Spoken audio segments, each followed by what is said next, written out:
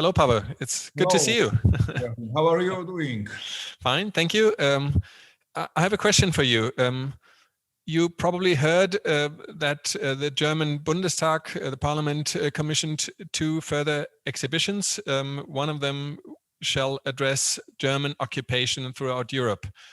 And my question would be, since you already did a museum in Danzig, responsibly in Gdansk, with a very similar topic, the Museum of World War II, what do you think, how should such a museum of World War II and German occupation in Europe, throughout Europe, what should it look like in Berlin? How would you do it if you were responsible for this?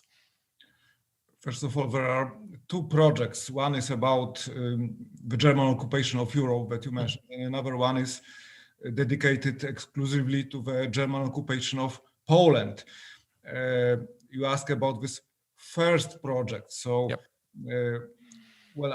It should be comparative. This is obvious. In my opinion, it should also emphasize the difference between the German occupation of Western Europe, which was much milder, less brutal than the occupation of most of Eastern European countries, Poland and occupied territories of the Soviet Union.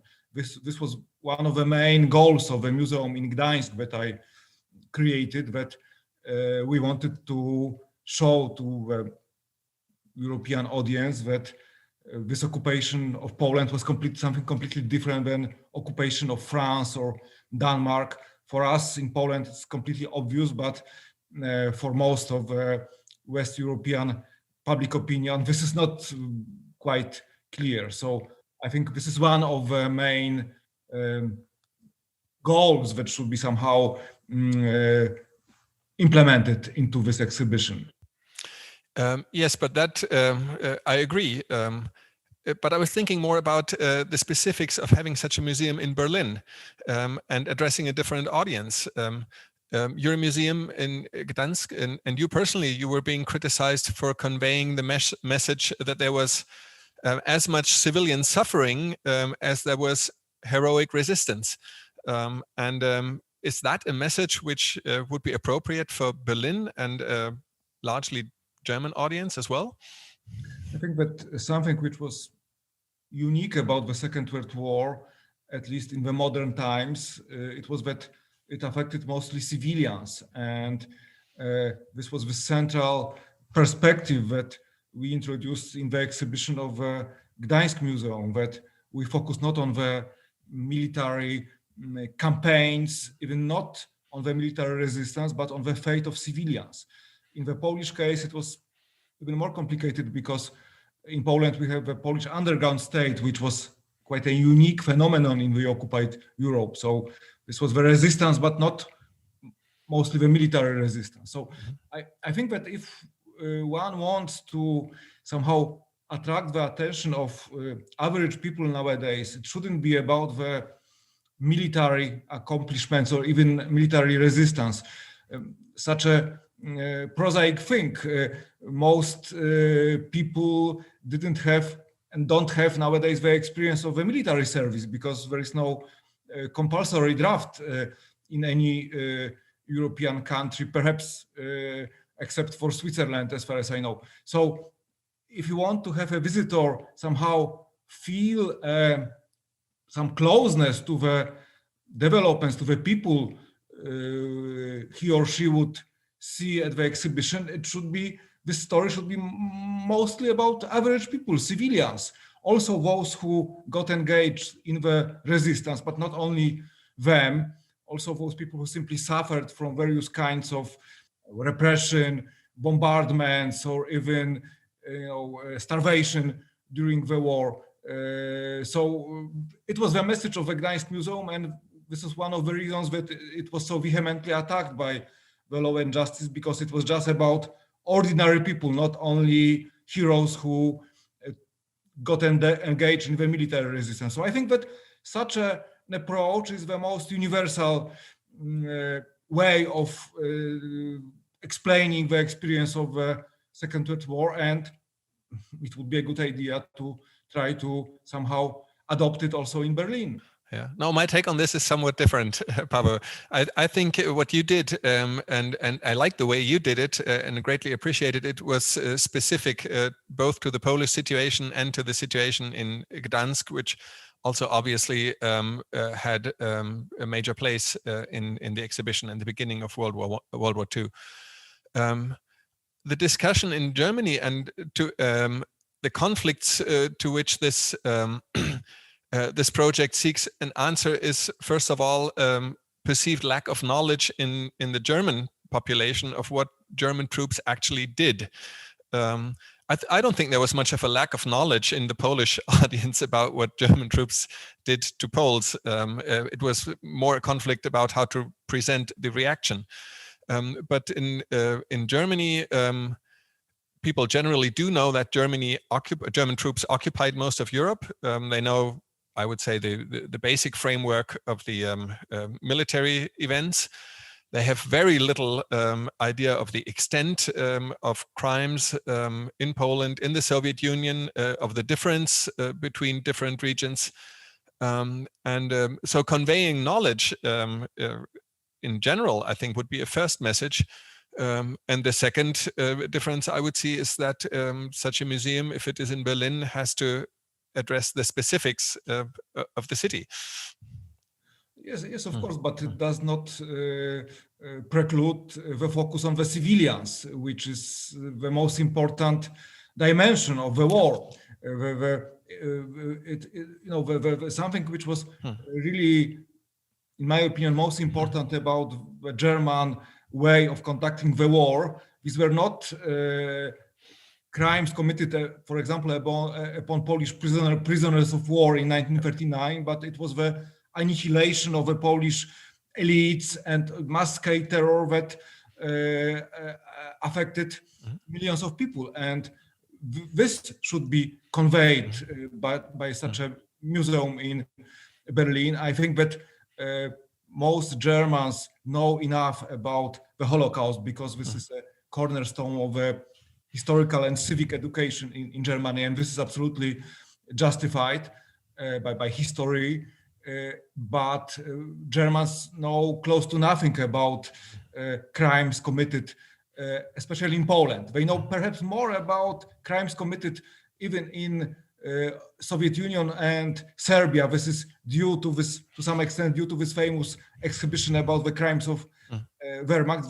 This exhibition, by the way, completely ignored Poland. Yeah. But they know much less about crimes in northern Norway, for example, or in maybe a little bit about Greece and Italy because it comes up in political conflicts. But I do agree. Included as well, of course. I don't want to, focus only on Poland. It would be absurd in such a museum with a broad scope. But I do agree that we don't need a museum that addresses the experience of Stalingrad or major battles, but rather if it's about victims and occupation, it should address the civilian experience of being occupied by a racist and partly annihilating occupational force. Why do you think that that the German government now embarked on this endeavor after all? Well, I think to some extent it's obviously political. I think that it has to do with the current state of Polish-German relations, and also this is related to the reactions of the Polish public opinion, and especially this policy by our current government, by the Law and Justice government, that uses anti-German themes as a leading theme of their propaganda. From time to time, this anti-German, also anti-European, but mostly anti-German rhetoric is revived and exploited by the politicians of the Law and Justice Party and by the government-controlled TV. And I think that the German government decided that some sort of dialogue with, not only with the Poles, because such a dialogue has been taking place for decades, but with the Polish right wing should take place. And I know that these two projects were somehow interrelated. I mean, this project to create the museum about the German occupation of Europe and the other one about the German occupation of Poland. So it's a sort of an, in my opinion, in my understanding, a sort of a gesture by the German government towards the Polish government. One can discuss if it was done in a really smart way, or is it executed in a way that would really help somehow improve the Polish-German relations. I have some doubts about it. But if you ask me why right now in Berlin, the government decided to have not just one, but two museums about the German occupation of Europe, it would be my answer. Perhaps it's not the whole answer, but I think that such motives were really important behind these decisions. I'm not even sure, by the way, whether it was government, because both came from parliament and from different factions. One of them even from the opposition, from the Green Party. I could say the German political elite. But now this is in the hands of the government, at least in case of this Polish project. This is all handled by the Ministry of Foreign Affairs, so definitely the government. It became very political right now. Yeah, it did. But I do think that even though that was the first impulse, the notion that such a museum could improve Germany's relations with Europe and sort of placate the current Polish government, that is futile. And that should not even be the main intention, to placate the specific government constellation in any country, but it should be addressed to the German, largely to the German population, to a German audience and to a European audience, as a demonstration on, or an example on how Germany addresses this this past. In that respect, I also see the motivation behind this, a twofold motivation. The one is that has been long discussed, that Berlin has the Topographie des Terrors, which is sort of, it addresses the structures of National Socialist dictatorship within Germany and its apparatus, and it has the Holocaust Museum memorial. So there is, on the one hand, the notion that the picture is not complete, which is problematic, by the way, I think, because we can never have a complete picture of history for all times, sort of simply put the last missing stone into the picture and then there it is. And the second motivation behind this is that, and that's also a question to you, is that there a vague understanding that there is a generational change coming up. I grew up with my grandparents having lived through the war as adults. And I could ask them. I asked them very late, as many Germans, but I could still ask them how they experienced it. My children grew up with their grandchildren, their grandparents being kids. So they can't really ask them a lot about the Second World War. And the great-grandparents, they didn't experience them as anymore as persons to ask anything. So I also have the impression that these two projects and it's often even being explicitly said, is about conveying a specific message of the late 20th century to the next and future generations. Yes, I fully agree, and I would say that this is a much broader development. So the generation that experienced the war and that could even somehow convey their memories to their children is passing away, and moreover, the academic knowledge cannot serve as a way of transmitting the knowledge to the broader public, because people don't want to read books anymore, especially books that we historians write, but for some reasons people tend to visit museums in great numbers. So the museums are extremely important as a way of somehow perpetuating the memories of those generations who pass away, but also as probably the main way of somehow getting involved in the historical experiences of young generations. That's why museums try to be more and more attractive. Sometimes they become not just museums, but entertainment centers. I have also some doubts about the dangers related to this process. But yes, I think this is it has a lot to do with this generation change, and we need museums. It was one of the reasons I suggested that we should create the Museum of the Second World War in Poland, because as Joachim said, yes, people know enough about the German atrocities in Poland, but this knowledge is also somehow getting less concrete. People know something, but know the details, and they don't know anything about the overall experience of the war. So we need museums, definitely, but the museums that are not conceived as a sort of a political warfare or even a political dialogue between the governments. I fully agree with you that this is not the best approach to the mission of historical museums. But if we both agree that there is a legitimate political and educational agenda behind these German projects, where's the difference to what is happening in Poland and Hungary then? I mean, wouldn't that fully go in line with the argument that every government has its democratically legitimized agenda with museums, and currently the German one is a bit more European minded, and the Polish one is more nationally minded, and the Hungarian one is also nationally minded? Is that the whole thing, or are we already falling for the right-wing arguments?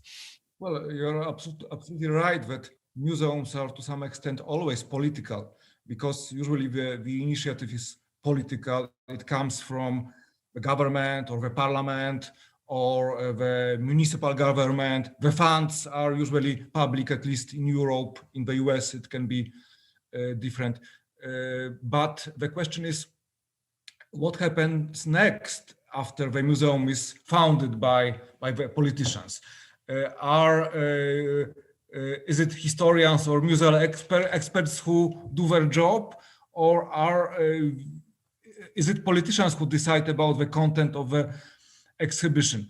And this is a difference between, my understanding, Germany and Poland in last years, and Hungary in the last decade, probably. In Poland, we have, in my understanding, for someone who still remember the communist time and who lived throughout the 80s as a student of history, and also a historian who dealt with the communist period, one of the fundamental differences between the communist Poland and the democratic Poland after 89 was that history and culture became autonomous spheres.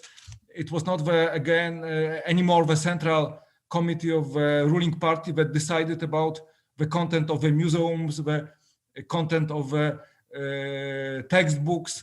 And nowadays in Poland and in Hungary, we have been experiencing somehow the movement back to the communist times, of course, in a completely different setting, with still democratic or quasi-democratic institutions that still exist in both countries. But the politicians decided that they will interfere into the details even of exhibitions.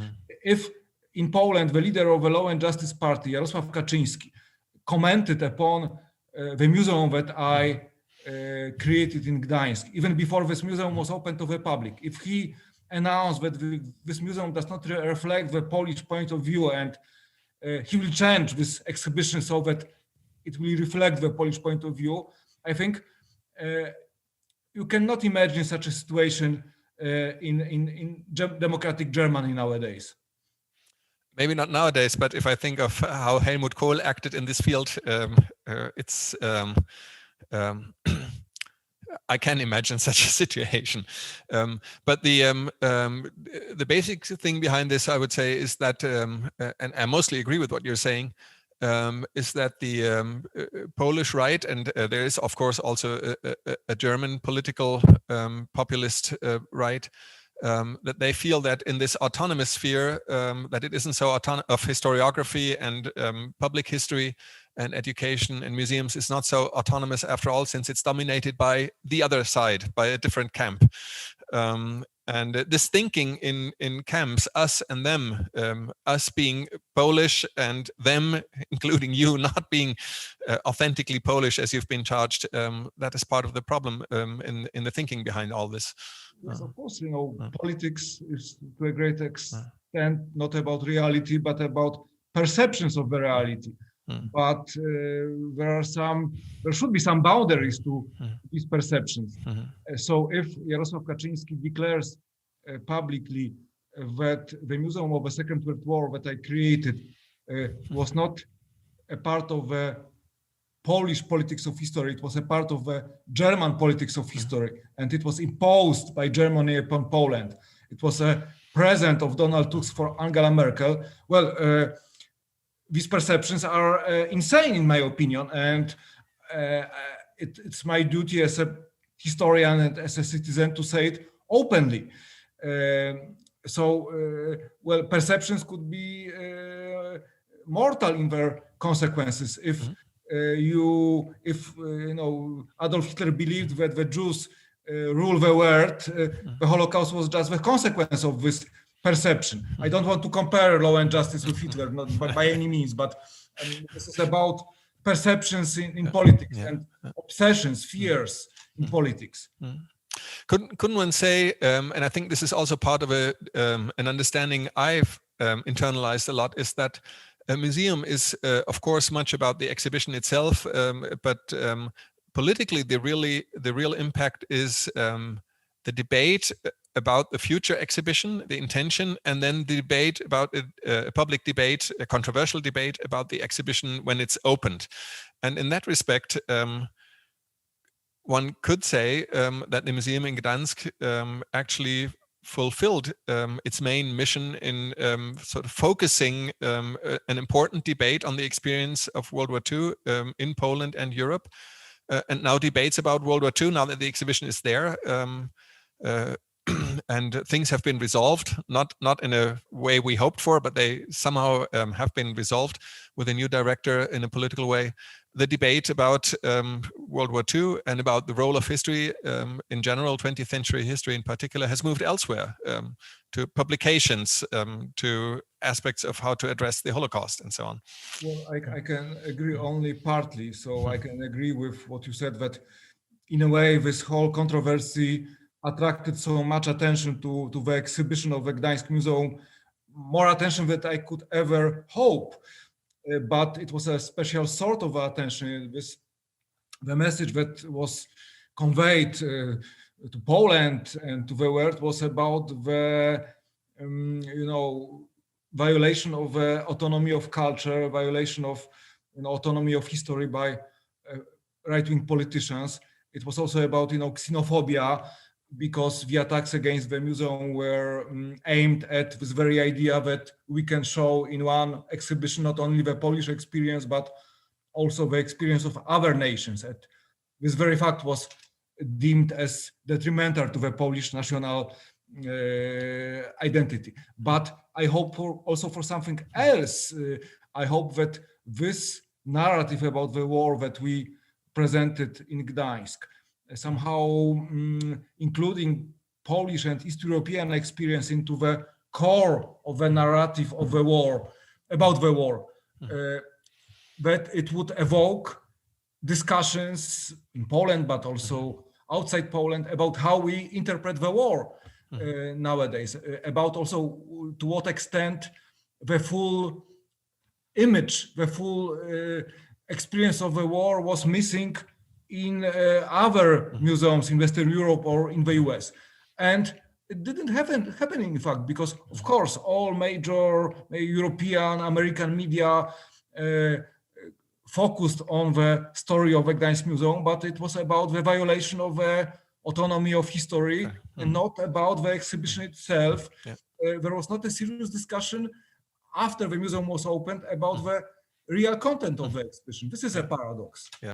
Do you think that we are somehow, in the light of what we've witnessed in the last decade, that we're moving somehow closer to what could be a European understanding, or let's say a European controversy about the experience of World War II? I don't believe in, as I already mentioned, in one understanding sort of being found and then being there forever, but I believe more in the fruitfulness of controversy and having different positions clearly out on the table. But do you see a tendency toward a more European commemoration or memory? On the one hand, yes, I see some developments that to some extent broaden the scope of this European memory of the war. For example, after former communist countries joined the European Union, members of the European Parliament from Poland and from Baltic states, they somehow did their best to introduce the memories of the communist dictatorship, of the Soviet terror into the European commemoration of the war and the 20th century history. Sometimes it provoked the resistance of the left-wing post-communist members of the European Parliament. But for example, now we have in Europe the day commemorating the victims of also the not the communist, but the Stalinist regime. This is the 23rd of August, so the anniversary of the Stalin-Hitler Pact. So there is some progress, but on the other hand, I think that at least in Poland, we have a sort of backward development, and the museum that I created in Gdańsk could be a good example. I thought about this museum when I put forward just an initial idea to create this museum, that it would be a sort of a center, not only the exhibition, but the museum, the educational center that would take part in the major European international discussions about the experience of the war. And now what we have in Poland with this taking over of the museum by the right wing in Poland and turning it into the sort of only Polish museum dealing only with the Polish history, Polish martyrdom, this is somehow retreating from any international dialogue, and a chance has been lost, in my opinion. There are no serious discussions nowadays regarding the experience of the war in which the museum in Gdańsk could be taking part. And this is just an example. This is a much broader story. I think that in Poland we have a sort of expansion of policies and to some extent sentiments that reject any idea of dialogue about experience of various nations. This is in the war and in the 20th century. This is more about the monologue, how we, the Poles, suffered throughout 20th century, how we were heroes, and it could be true to a great extent, but it's a monologue. Poles talk to themselves. So I don't think that this kind of policy can in any way somehow enrich the European memory of the war or of the 20th century history. Yeah, and the same would probably go for the similar experiences in Hungary, which in some way had been pioneering this development during the last decade in trying to, with the government pushing for an interpretation that sees Hungary as a slightly belated, but after all a victim of German occupation and German crimes, rather than focusing on the specific role Hungary as an ally of Germany had throughout most of the war. And no stake in the Hitler-Stalin Pact at all. I absolutely agree. And also Hungary under Fidesz was pioneering in terms of using museums as a political instrument. Terror Haza, so the House of Terror in Budapest was opened 2002, as far as I remember, and it was a model, a sort of an inspiration for people who created the Museum of Warsaw Rising in Warsaw. This model museum for law and justice, and with the Museum of Warsaw Rising, this era of museum as a political force, political weapon, started in Poland. The other country, and I often have in mind, is Russia. I have the impression that much of the discussions we have about what could a European memory look like, what could a common understanding of the experience, not only of the Second World War, but also of communism look like, of mass crimes committed in the 20th century. One could see it in a more liberal, one could see it in a more national way, but it always ends up in sort of having Russia outside, in marginalizing Russia and seeing Russia as categorically different. Yes, I think that perhaps if the developments in Poland and Hungary go in the same direction in the next years, Russia is our future, because we are still not at the stage of Putin's policies towards academia, for example, towards media.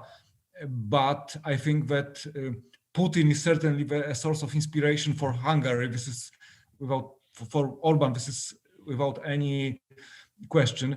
In Poland, it's different because in theory, law and justice is very anti-Russian. But for example, if you watch the news of government TV in Poland, so-called public TV, every day you will find anti-German materials, and you would hardly find any anti-Putin, anti-Russian materials. Russia is somehow out of the picture.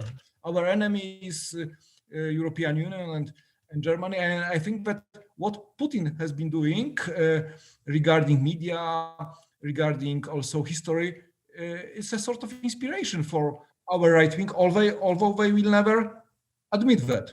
So we could probably agree that this is the current situation, at least from our perspective, is not so much about a specific German versus a specific Polish or Hungarian understanding of the role of museums and the role of history in the public sphere, but rather a more liberal European, critically minded, self-critically minded versus a more nationalist, assertive and approach, which is focusing on experiences of victimhood and specific national suffering.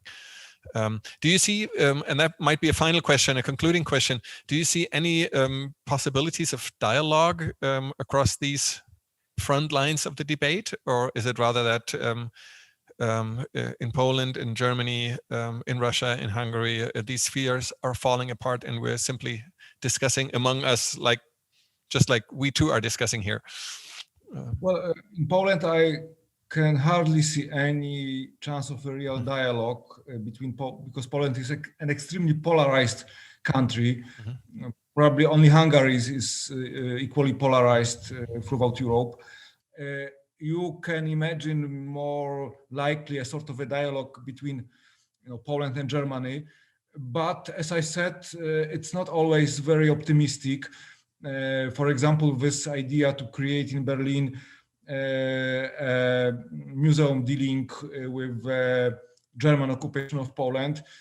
As far as I know, the German government is not interested in any kind of a broad dialogue, rather with a dialogue with Polish government and people who are somehow delegated by the Polish government. So what I see now, this is not very optimistic. This is rather on the German side, going back to the tradition of Ostpolitik of Social Democrats in the 1970s, who were not interested in the dialogue with the Polish opposition, but more with Polish communists. So I know this is a little bit of an exaggeration, perhaps, but well, it's not the best time for the dialogue in Poland or even between Poland and Germany. But I hope that the better days will come, and we should somehow we should preserve the dialogue among us, among historians, and about people who are somehow involved into cultural institutions.